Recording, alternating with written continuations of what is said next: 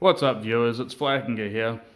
Back again with another bike build, and this is the big one.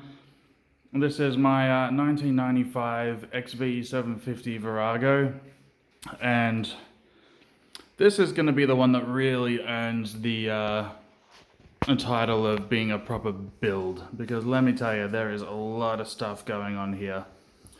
First of all, you can notice the spots on the back wall there. Yeah, so we're in Northern Rivers, New South Wales, and we've just gone from intense bushfires to flooding, flash flooding. Yep, so if it ain't on fire, it's probably underwater.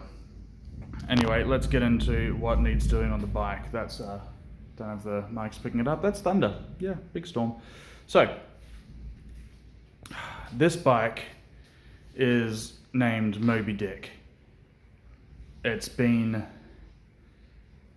an adventure owning this bike and getting it all back on the road and back to just good quality is going to be my white whale. It's going to be more than I've done on a single bike before, and I'm really keen. Alright, so first of all, this rear cylinder's got shit compression. How shit? About 50 psi of shit. It's missing a side cover, and of course on the 1100 Virago this would be the secondary fuel tank, but of course the 750 doesn't have it, so it's just another piece of storage. If someone can let me know what that was originally for in the comments, I'd be interested, because it's just another neat little storage space to me. Let's see, what else? Don't like the bars at all. I have to lean forward, and you know, it's such a great cruising bike. I want to fucking cruise on it. I don't want to be leaning forward all the time. So they're going. I quite like the mirrors. They're nice. I like those. So they'll be staying. Alright, need the battery replaced. You can see the intro video for the channel to hear a little bit about what happened to that battery. As you can see, it's got the forward controls. I'm going to be taking that exhaust wrap off as well, because we all know that exhaust wrap can hide a multitude of sins, and I'd really like to know what's going on under there. I should note that I picked this bike up for $1,200, and that it died on me on the ride home. I had the carbs out that weekend and got the bike running again, but yeah, it's been intermittent problems. So yeah, what I think happened is that the battery shut itself because either the wreck failed or the stator needs replacing, so I'll be testing those as well. And of course the whole engine's coming out to do these pistons. So yeah, in terms of build videos, this is going to be the series to watch, because everything's coming off. I gotta get these off, and I have to, you know, get the filters and air cleaners and everything off as well. Get the pipes off, and yeah, I'm gonna be dropping that sucker and getting into the bore, and that's a big undertaking for me. So I'm really keen to get on that, because you know, for all of its troubles and everything, and for all of that, I was riding it on low power because of the low compression. I love this bike. I miss having a big V. I used to have a VN1700, the Kawasaki Vulcan, and geez, I loved that bike. I sold it and the rest of my bikes to move to the UK, which I don't regret for a second, but it's, you know, nice to have, you know, it isn't a big V, it's a 750, but it's bigger than a 250, and that's not nothing. So yeah, I'm really keen for this to get back on the road. Moving along, this is where it stays, and that's a combination of the fork oil and brake fluid from this caliper right here. So the forks are fucked.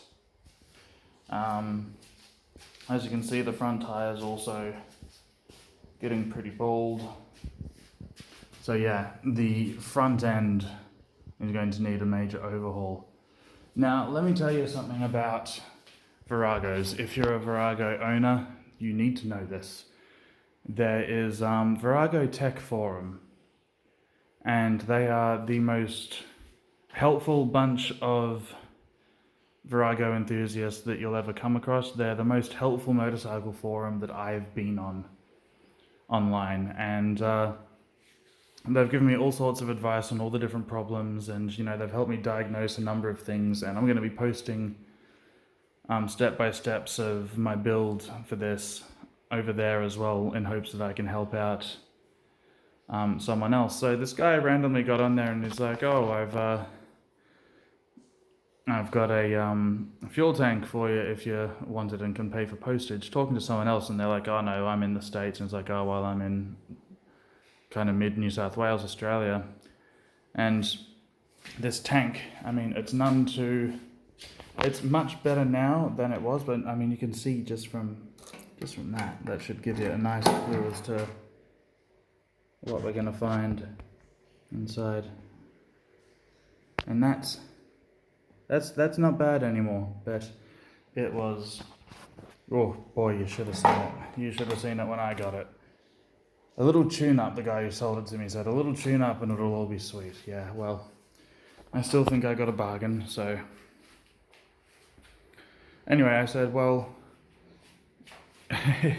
if you're getting rid of that tank and it's just for postage, then yeah, I'll have it. And, it turns out it's about 650 kilometers away from where I am.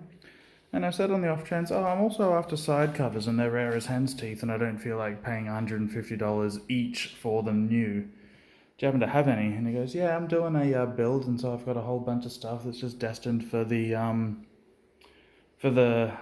scrapyard. So not even the scrapyard, just the tip. So and it's too much to post. If you want to just come down and grab it, you can have whatever you want.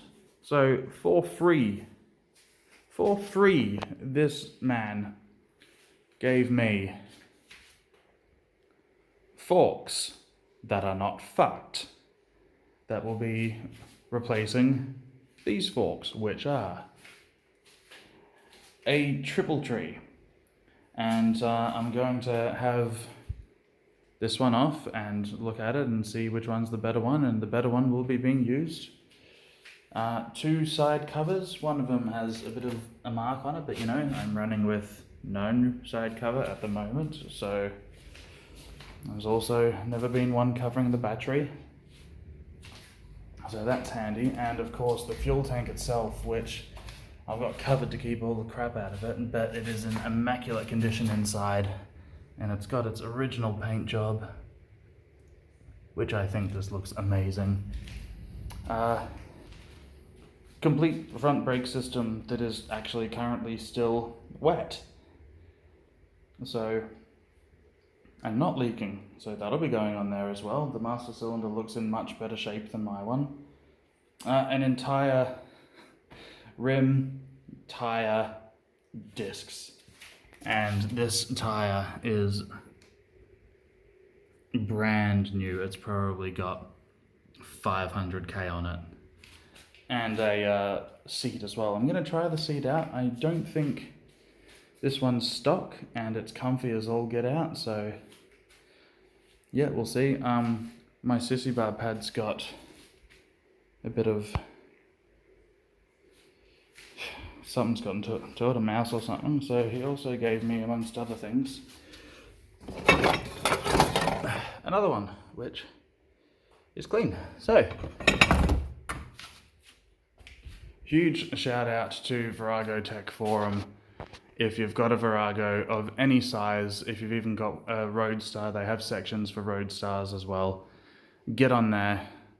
They will help you out, and they're good folk. So with this build, you've got a lot to look forward to, and I can't wait to get stuck in. Alright guys, until next time, catch you later.